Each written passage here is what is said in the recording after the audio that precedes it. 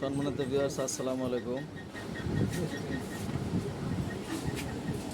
Delta P 8001 set.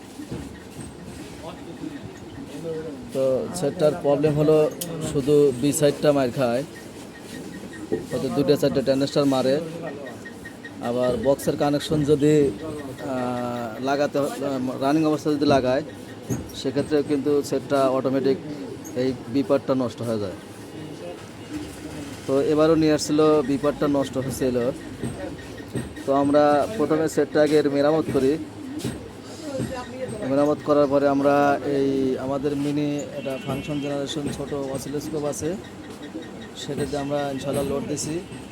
তো এটা আমাদের লোড কয়েল, তো 4 ohms লোড কয়েল। তো আমরা সেটটা লোড কয়েলটা টেস্ট করছি। তো টেস্ট করার পরে ইনশাল্লাহ আমাদের সেট কিন্তু একদম হিটসিন অতিরিক্ত গরম করে ফেলেছি আমরা।